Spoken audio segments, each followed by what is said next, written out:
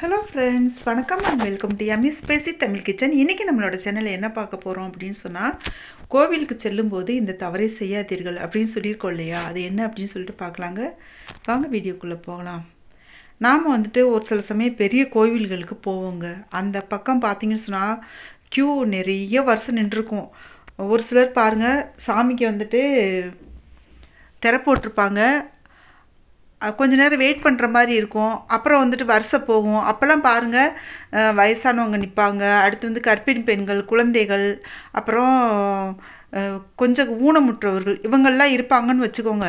ஆனால் ஒரு சிலர் பாருங்களேன், அப்படியே முந்தி அடிச்சுட்டு அவ்வளோ நேரம் பொறுமையாக நிற்பாங்க. ஒரு சில நேரம் அந்த வரிசையில் நிற்கிறவங்கள தாண்டிட்டு முன்னாடி போய் வரிசையில் போய் நிற்பாங்க. நீ என்ன வேணாலும் சொல்லிக்கோ, நான் அப்படி தான் போவேன் அப்படின்ற மாதிரி போவாங்க. நம்ம வந்துட்டு நம்ம மற்ற இடங்களில் நம்ம வந்துட்டு கோபங்கள் இதெல்லாம் காட்டுறீங்க சரி, ஆனால் வந்து கோவில்லையும் போய் அதை போய் காட்டணுமா? கோவிலில் நம்ம நேர்மையான முறையில் போய் சாமி கும்பிட்றது ரொம்ப நல்லதுங்க. நம்ம வருஷம் எப்போ வருதோ அப்போ தான் அதோட முழு பலனும் நம்மளுக்கு கிடைக்கும்.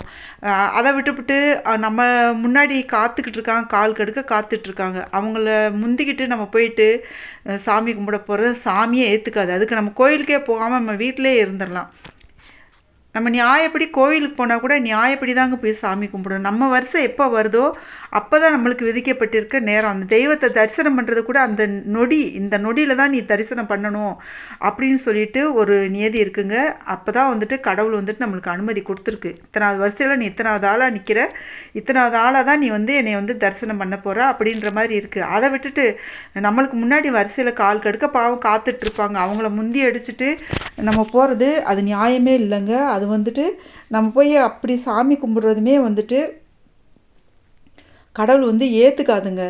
நீங்கள் வந்துட்டு வருஷப்படி நீங்கள் நின்று அவ்வளோ நேரம் போயிடுறீங்க. வருஷப்படி நின்று நீங்கள் சாமி கும்பிட்டுட்டு உங்கள் வருஷம் எப்போ வருதோ, உங்களோட வரிசை நீங்கள் எப்போ வருதோ, எப்போ நீங்கள் போய் சாமி பார்க்குறது நியாயப்படி நின்று சாமி கும்பிட்டுட்டு வந்தீங்க அப்படின்னு சொன்னால் அதோட முழு பலனும் உங்களுக்கு கிடைக்குங்க. அதை விட்டுட்டு வயசானவங்க நிற்கிறாங்களா அதை பற்றி கவலை இல்லை, கர்ப்பிணி பெண்கள் நிற்கிறாங்களா அதை பற்றி கவலை இல்லை, குழந்தைகள் நிற்கிறாங்களா, அப்புறம் கொஞ்சம் உடல் ஊனமுற்றவங்கள்லாம் நிற்கிறாங்களா, பாவம் அவங்களாம் அவ்வளோ நேரம் காத்து நிற்கிறாங்க வரிசையில். நாம் வந்துட்டு அதை தாண்டிட்டு முன்னாடி முந்திக்கிட்டு போயிட்டு சாமி கும்பிடுமா, அந்த பாவங்கள் நம்மளுக்கு பெரும் பாவங்கள் வந்து சேருங்க.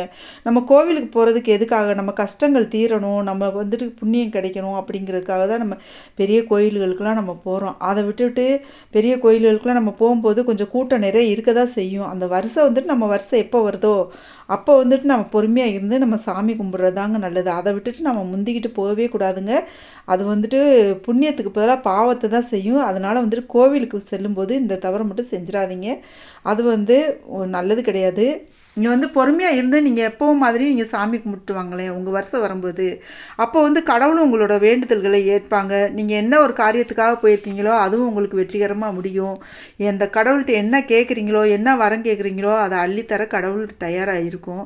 அதனால் பாருங்கள், நீங்கள் வந்துட்டு நியாயப்படி வந்து வரிசையில் நின்று போய் சாமி கும்பிட்டு வாங்க. எந்த ஒரு கோயிலுக்கு போனாலும் சரி, மனசு வந்து அமைதியாக இருந்து, அது எதுக்கு முன்னாடி இவன் பாரு இப்படி போகிறாங்களேன்னு சொல்லிட்டு மற்றவங்க வந்துட்டு மனசு வேதனைப்பட்டு நொந்து அடுத்தவங்களை கஷ்டப்படுத்தி அப்படி நம்ம போய் சாமி பார்க்க வேணாம். ஒரு சிலர் என்ன செய்வாங்க, அங்கே வீட்டில் இருக்க கதையெல்லாம் வந்துட்டு பேசுவாங்க, மற்றவங்கள பற்றி பேசுவாங்க, புரணி பேசுவாங்க. ஒரு சில பெண்கள் பாருங்கள், அந்த வரிசையில் நிற்கும்போது மனசு நம்மளையே அமைதியாக நின்று சாமி கும்பிட விட மாட்டாங்க. அவங்க ஊர் கதை, உலக கதை, அவங்க வீட்டில் நடக்கிற கதை, அவங்க மாமியார் மருமகள் பிரச்சனை, வீட்டில் என்னென்ன பிரச்சனை நடக்குதோ அந்த கூட வந்திருக்கவங்களோட அந்த கோவிலில் தான் வந்து பேசிக்கிட்டு இருப்பாங்க. அது மாதிரி செய்யவே கூடாதுங்க. கோவிலில் போயிட்டு அமைதியாக மனசை ஒருநிலைப்படுத்தி நம்ம வந்துட்டு தெய்வத்தை பார்த்து நம்ம வேண்டிட்டு வர்றதாங்க ரொம்ப நல்லது. உங்களுக்கு அது பேசுகிறதுக்கெலாம் வந்துட்டு வேறு நிறைய இடங்கள் இருக்குது இல்லையா, அங்கே வச்சு பேசிக்கலாங்க. இந்த வீடியோ பிடிச்சிருந்துச்சுன்னா லைக் பண்ணி சப்ஸ்கிரைப் பண்ணிக்கோங்க. Thank you so much. Take care. பாய்.